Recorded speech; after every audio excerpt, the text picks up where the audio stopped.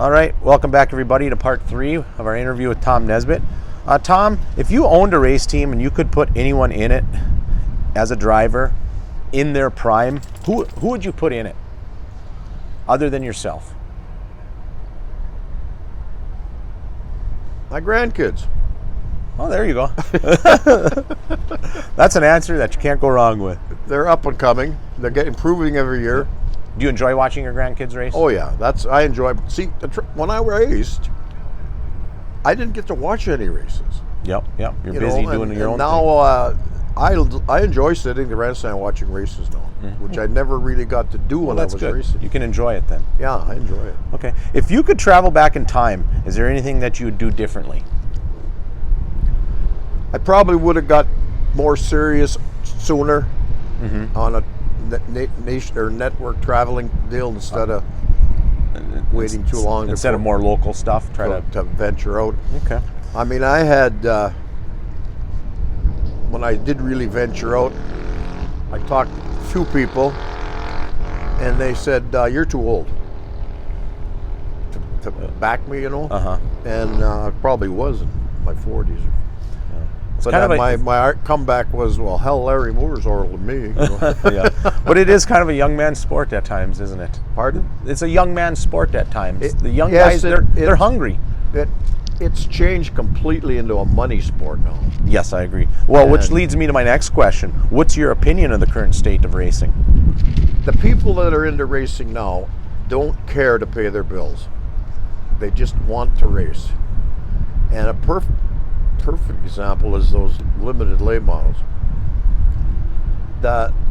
There's no way if you could win, for instance, in a super stock class, win as much as Dave Moss or Shane Zabrowski, you still can't pay your bills. You still cannot pay your bills.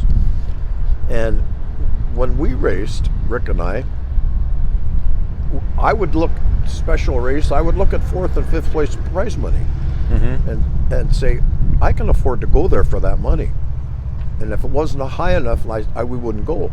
And the first, second, and third was a bonus.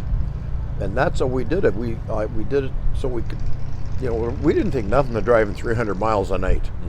So it was a little bit more financially feasible back then. Yes. Nowadays, the costs are crazy. It's ridiculous. Yeah. I mean, the tires are crazy. They use them one night or 2 nights. You got to get new tires. Yep. What do you think of the advanced technology that's implemented in today's racing? It has quadrupled the price of the cars. I mean, you got to be a scientist basically to be on top of the chassis. Look, for instance, the spring smasher, what everybody has to have now. That's $3,500 before you can even unload your race car.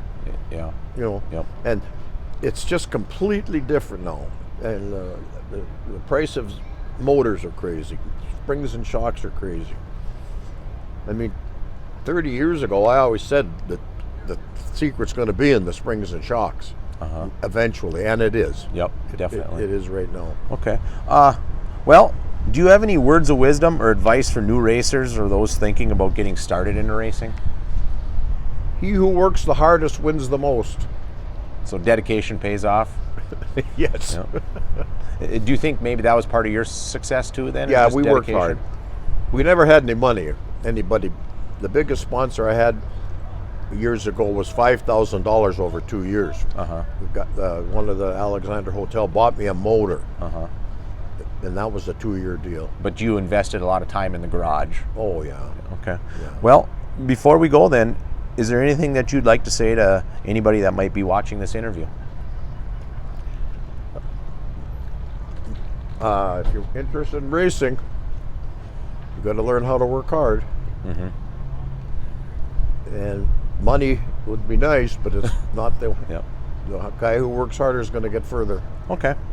All right, great. Well, thanks, Tom. I really appreciate you taking the time out to let me do this interview, and nice seeing you again. Thanks for coming up, and we'll see you at the track sometime. All right. All right, thank you.